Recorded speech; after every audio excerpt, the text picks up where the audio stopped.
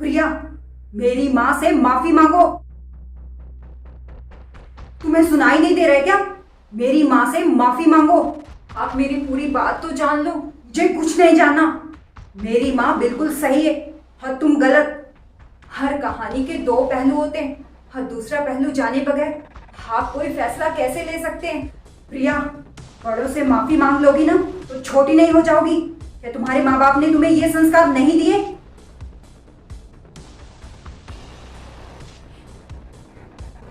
Sorry, ये कोई आज पहली बार नहीं हुआ है। पिछले एक साल में अनगिनत बार हो चुका है। बिना कोई गलती किए मैं माफी मांगते मांगते परेशान हो चुकी हूँ। देखा बेटा, माफी मांग रही है, कोई एहसान कर रही है। अरे जरा जरा सी बात पे मुंह खुलता है इसका। एक मैं थी, जब मेरी शादी हुई थी, सास के सामने कभी मुंह नहीं खोलती थी, मुंह पर हमेशा ताला लगा के रखती थी। और आजकल की बहुओं को देखो, कितना ज्यादा बोलती हैं। अरे तभी तो घर नहीं बसते इनके। हर एक औरत को ना घर बसाने के लिए मुंह बंद रखना पड़ता है। ये तो घर में महाभारत लगी ही रहती है।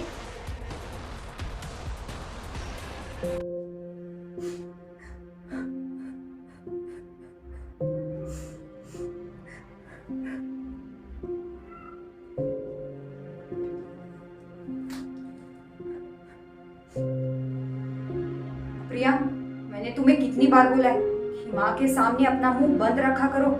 जरूरी है फालतू में बहसबाजी करना? आज मेरा मूड कितना सही था, मैं तुम्हारे लिए गिफ्ट लेकर आया हूँ। जैसे घर के अंदर आया, आप दोनों का झगड़ा देखकर मेरा सारा मूड ही ऑफ हो गया। चलो अब रोना बंद करो, ये लो।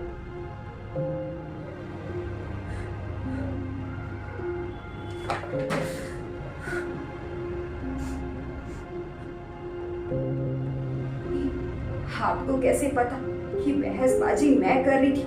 आप तो कमरे में अभी आए थे। और जब आप कमरे में आए थे तो बहसबाजी मैं नहीं, आपकी माँ कर रही थी। और आपने बिना कुछ जाने मुझ पर चिल्लाना शुरू कर दिया। अरे आपकी माँ की तो आदत बन गई है बात बात पे झगड़ा करने की। हमेशा मुझसे झगड़ा करती रहती है। हर बार मैं कसूरवार कैसे हो सकती हूँ? आप कभी पूरी बात जानने की कोशिश क्यों नहीं करते? आप अपनी माँ को क्यों कुछ नहीं बोलते? ऐसा कब तक चलेगा? मेरे पिताजी के चले जाने के बाद मेरी माँ ने अकेले मुझे और दीदी को पाल पोस कर बड़ा किया। मेरी माँ की आधी जिंदगी दादी के लड़ाई झगड़ों ने बर्बाद कर दी थी। फिर जब दादी का देहांत हुआ तो माँ को थोड़ी सी राहत मिली। फिर कुछ दिन बाद पापा भी चल बसे। उन्होंने कैसे हमें पाल पोस कर बड़ा किया ये हम ही जानते हैं। पापा की पेंशन से जैसे तैसे गुजारा करके हमें उन्होंने बड़ा किया है। अब तुम ही बताओ, मैं उनके खिलाफ कैसे जाऊं? प्लीज प्रिया, समझने की कोशिश करो। नहीं, मैं नहीं समझती, क्योंकि समझना आपकी माँ को चाहिए। आपने मुझे बोला कि मुंह बंद करके काम करो, पर अगर सामने वाला आपसे भिड़ना चाहे तो ताली कभी एक हाथ से नहीं बजती। ये तो रिश्ते, तो फिर रिश्ते एक तरफ से कैसे निभाए जा सकते हैं? आप ही मुझे बताओ। माना कि आपकी माँ ने आपके लिए बहुत कुछ किया है, मैंने भी आपके लिए अपना परिवार छोड़ा है। एक माँ को अच्छा फील करवाने के लिए बीवी को जब चाहे नीचा दिखाना, ये कहाँ तक ठीक है? बंद कमरे में आपके मुंह से फूल झड़ते हैं और माँ के सामने एक शब्द नहीं निकलता, क्योंकि माँ को बुरा नहीं लगना चाहिए। बीवी को चाहे कितना ही बुरा लगे, आपको कोई फर्क नहीं पड़ता। मैं ये अपमान की घूंट और नहीं पी सकती। बंद कमरे में कभी आप मुझे चॉकलेट लेकर आते हो, कभी फूल, तो कभी महंगे गिफ्ट। नहीं चाहिए, मुझे चाहिए सम्मान। इस घर की बहू होने के नाते मुझे मिलना ही चाहिए। बस मुझे यही चाहिए, और ये तब होगा जब आप मेरे लिए कुछ बोलोगे। प्लीज मेरे लिए बोलना सीखो, नहीं तो मैं हमेशा बिना कसूर के माफी मांगती रह जाऊंगी। माँ को खुश रखने के चक्कर में मैं प्रिया को एक बार नहीं कई बार रुला चुका हूँ। हर दूसरे दिन माँ और प्रिया का झगड़ा होता रहता है और इस झगड़े में मैं पीसता रहता हूँ। मैं बहुत ही परेशान हो गया हूँ इन दोनों के झगड़े से। अरे बेटा, मेरी बीपी की दवाई खत्म हो गई है, लेकर आ जाना। मेरी बीवी ने आज मेरा बीपी बढ़ा दिया है। माँ, मुझे आपसे एक बात पूछनी है, आप गुस्सा तो नहीं होंगी ना? ये तू कैसी बातें कर रहे? मैं तुमसे गुस्सा क्यों होंगी भला? तुम्हें जो बोले ना साफ साफ बोल दो। तू तो मेरा लाडला बेटा है ना, मैं तुमसे गुस्सा नहीं होंगी। बोलो। हाँ, क्या दादी आपको बहुत परेशान करती थी? हाँ बेटा, पता नहीं क्या चलता था बुढ़िया के दिमाग में, हमेशा कुछ ना कुछ बोलती रहती थी। अरे उस बुढ़िया के लिए कितना भी कर लो, अभी खुशी नहीं रहती थी। मेरी आधी जिंदगी ना तुम्हारी दादी ने खराब की है। मेरी शादीशुदा जिंदगी भी ना तुम्हारी दादी ने ही खराब की थी। और ऊपर से तुम्हारे पिताजी अपनी माँ की तरफ से बोलते थे, मेरा पक्ष तो जानने की कोशिश भी नहीं करते थे। बहुत दुख होता था ये सोचकर कि मैंने भी उनके लिए अपना घर बार छोड़ा है, पर उनको मेरी कोई फिक्र नहीं थी। शायद अच्छा बेटा बनने के चक्कर में अच्छा पति बनना भूल गए।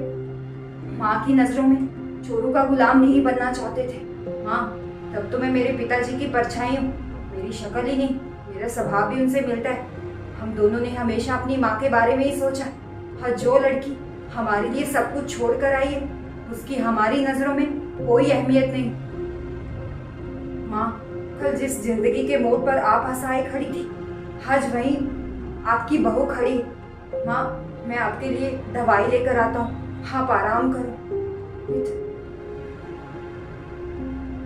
बहू मेरे सामने कितना रोई, पर मुझे कभी कोई फर्क नहीं पड़ा। आज मेरे लाडले बेटे की आंखों में आंसू, मुझे बहुत दुख हो रहे हैं। उनके पिता ने जो गलती की, उनके बेटे ने वो गलती समय रहते ही सुधार दी। मुझसे बहुत बड़ी गलती हो गई। मुझे बहू से माफ़ी मांगनी पड़ेगी, नहीं तो मैं अपने आप को माफ़ नहीं कर पाऊंगी।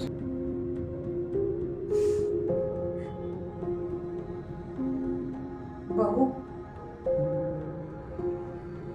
आज पहली बार मैं अपने किए पे पछता रही हूँ। मुझे माफ कर दो। मैंने तुम्हारे लिए चाय बनाई है, ये लो। चाय पीते पीते ना तुम्हारे दिल में जो भी है वो कह दो, पर ऐसे दुखी मत हो। मैं नहीं चाहती बेटा कि मेरी वजह से मेरे बेटे बहू में दूरियां बढ़े। मुझे माफ कर दो बेटा। हाथ से हम जिंदगी की नई शुरुआत करते हैं। बेटा, हम दोनों ने ना बहू का दिल बहुत दुखाया। हम दोनों को बहू से माफी मांगनी चाहिए।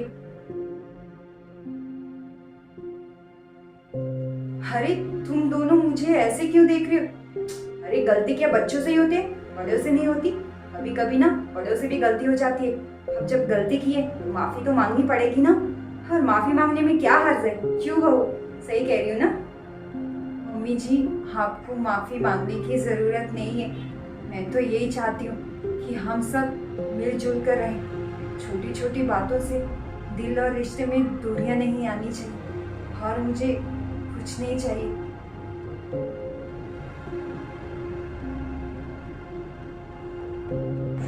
इतने दिन बाद सासू माँ में ये बदलाव इनकी वजह से आया है।